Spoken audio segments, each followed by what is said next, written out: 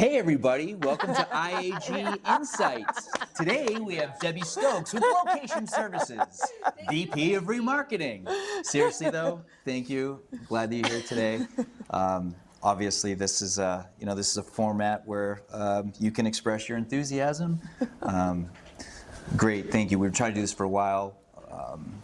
Remarketing Executive of the Year. I always messed that up. Even the day that I was we got to announce the award, I kept worried about getting that word backwards. Which way do we say it? Yeah, I mean, you're a friend of the industry. We love you. You're just wonderful. And so thanks for taking a few minutes today. Thank you, Dave. This is glad to be here. One of the most. I think we should kick it off with your question, just in case I go too okay. far. I think that's a good way to start. Okay. Well, we're trying to tie this into all of our interviews, but we'd like to know your first concert. First concert? Oh my. Whew. I'm not a big concert person, so I would think it was maybe Dave Matthews Band. Well, that's cool though. That's a good one. That's a whole cultural Yeah. Yeah. That's a good one. Where'd you see him? Orlando. Yeah, I really ventured out. Maybe, well, now I think about it, maybe Pearl Jam when I was in college. Oh, now you're talking language. Yeah. I did Pearl Jam in college. Yeah. And I was in University of South Alabama in Mobile and went to Pensacola, about 45 minutes away, and saw Pearl Jam. That's pretty cool. And it was crazy. They had some riots going on. I was like, I don't know about this concert thing. I want to go back to school. Fortunately, I've got to know your story, and Lisa does, but not everybody does. It's an interesting one, right? I love it. It's just it's one of those perfect auction industry types, automotive industry stories where it just kind of brings you in and you make it. So give us that. Tell us about it. Tell us about Debbie's story. The Debbie story started when I was just about to turn 18. As a driver at Florida Auto Auction of Orlando. FAO back in the days is what we called it. And I'm not technically a car person. You always wanted a car, you drive cars, but, I wasn't obsessed with cars. I'm not a mechanic and all that. And it was supposed to be just a summer gig. And I stayed a little longer and I moved up and became vehicle registration and stayed a little longer, moved up, and I was going to night school for community college. Knew I was going to go away to college eventually, but wasn't ready to go away yet. So I kept moving up in the company, and that summer gig was, now already a year, and now we're on 2 years, and finally I go, all right, I got to go away. I'm going to college. So then I came back every summer, every winter. I was on a quarter system, so my breaks were very unique and sometimes very long, and I didn't stay there out of state for summertime, so my summer was extremely long for a break. And I came back every year. During every break, I worked, and because of all the different jobs I had before I left, I worked inside, I worked outside, I worked in the factory department, that they would reach out. And this is all before all the cell phone stuff, so I get a call in my dorm room, and what day are you coming back? The 10th. Okay, well, you're doing my work for the first week, and the next week you're going to be in this person's job, and everyone took vacations knowing when I was coming back. And it was really a cool experience because I got to do so many different things, and it would be, again, inside or outside, and I would fill in for a full week of someone. Great concept, right? You go on vacation, you came back, everything that was going on for that week was done. You didn't have to come back to a desk of emails and pile high of papers to handle. You walked in like you were just there yesterday. Sure. And so it was, a unique experience, and I got to learn a lot. So I did that during my whole time of going to college. I graduated, and I go, okay, so what's my job here, guys? I graduated. So I was supposed to have they were going to do a marshalling yard at the facility, and I was going to run that. And it got delayed. And I'm like, all right, well, can you keep doing this? So I'm kind of doing some of my old jobs before I graduated, and I'm training some people. And, okay, what that? Oh, it's delayed one more time. And then finally, the third time, I go, listen, I'm not going to keep doing this stuff. I graduated. What's going on? I don't think it's going to happen. So I ended up getting into the management training program, which I was the first female and I think I was like the third person to go through that with Mannheim. Very intense program. I know that program doesn't really exist. That's what I was going to ask you. No. And that's unfortunate because I can just tell you it was the most challenging and exciting thing to ever go through because it was such a large auction. It took me about 2 and change for years to go through it. Went through every department, and before you can get to the next department, you had to run that department for a week with that manager not there. So you did every job in that department, from the filing of whatever to making the tough decisions, and then you can move on to the next one. Wow, and if you couldn't do doing a that, good- you weren't moving on yet. Talk about a good job onboarding. Like And you it wanna got give- me to yeah. know what did I like in an auction, what I really could understand, but knew I didn't want to do that at an auction. And I helped a lot of things now, how they got connected. And when people had struggles, well, why are you working so late? Well, I didn't get this report from that department until this time. Did you ask to get it earlier? Well, I mean, I would think they would send it to me earlier if they had it. So now I'm in that department. Why do you send that report so late to accounting? Well, I just do it when I'm about to leave. I'm like, well, they have to do things with it. Now they stay 2 hours longer. When could you actually send that? Noon? I'm like, oh, okay. Now they're getting that report at noon instead of 5 o'clock. Yeah. It was stuff like that that was so unique to experience and help out. And then you start seeing where you like fitting in. I love operations. I'm an operating kind of person. And I like being outside a lot. So that helped, like in operations, because you got to be outside. Yeah. So just, and then I kept growing. I stayed with Mannheim and then transferred to Greater Tampa Bay at that time. I was assistant fleet lease manager there. Before I left FAO, my last title there was assistant special operations. And manager, and I loved just going around, I'm just special ops. Yeah. I was like, this is the best title in the world. They're like, what do you do? Don't worry about it, but I'm special ops. It's none of your business. And Right. along your career path here, it was people reaching out to you, which, looking back, that has to feel pretty good because it was, people wanted you Right. and part of their operation. You were, Exactly, and Yeah. I stayed with Mannheim till that. Then I ended up leaving. I worked for City Financial Auto at that time, Arcadia Financial. Was a traveling rep.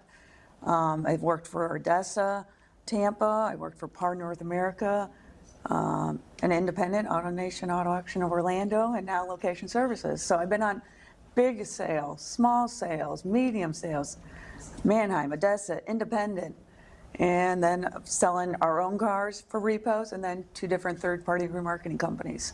So a lot of exposure, different ways. That's quite a I get resume. confused on Auto IMS. Wait, am I the seller now? No, I'm the auction. I'm the seller now. I'm the auction.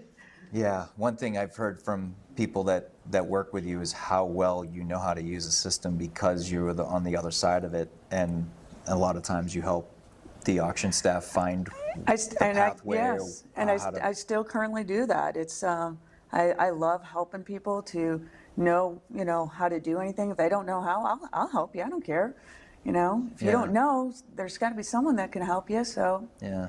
I've always told new auctions I've worked with, you can do this in Auto IMS, or you can do this in your system. I still remember your system. Let me close my eyes. Okay, click here to the right. It should be, hopefully they didn't remap anything, but this, and they're like, oh my gosh. I'm like, I was on them for a long time. I Yeah. remember this stuff.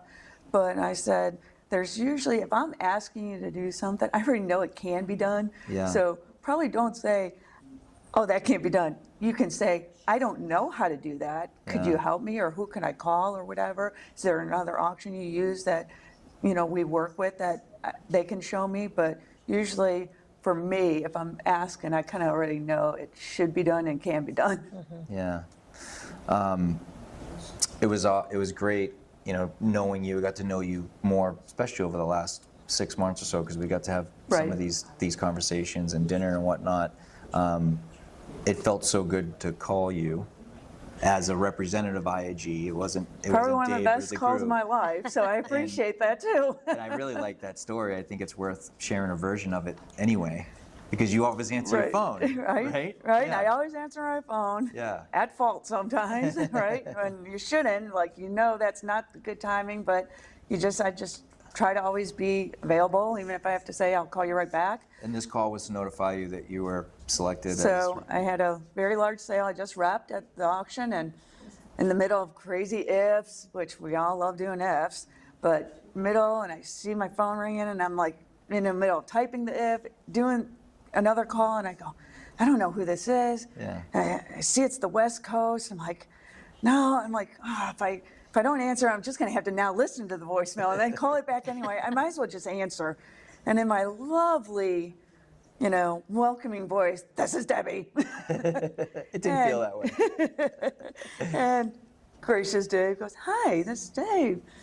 Oh, hi. And in my mind going, okay, I really got to do these ifs, and what's Dave want right now? Yeah. I know who Dave is, but, and then here you go and tell me, and I was just like, what? Full attention now, you got to me. Ifs, push that aside, that can wait, and was just so overwhelmed and surprised and beyond honored. And after he told me everything, and I think I repeated it so many times, I don't know what to say. I don't know what to say except thank you. I don't know what to say but thank you. So after he hung up, I sat there at my desk at the auction. I go, holy cow, this just really happened? And I'm like, I'm not doing this right now. That can wait a little longer. And I go into the GM's office, and there's Tim DeBerry. I go, you won't believe the call I just got. I go, you're the first to now know. Yeah. So I still, get a little choked up about it. It was just such an honor. Yeah. Well, you have quite a reputation, and people just genuinely care about you and respect you for what you do and what you know and your knowledge. And I think it's nice that I've been very lucky. I've been see around that. a very good group with different companies. As an auction person, as other consigners out there, had great bosses from really day one and kept moving up. Everywhere I worked, I really liked who I worked for. I left for different opportunities and growth paths. It was never, I don't want to work for that person anymore. Right now, I currently, we have Jerry Crushus, and I've worked for him 3 times.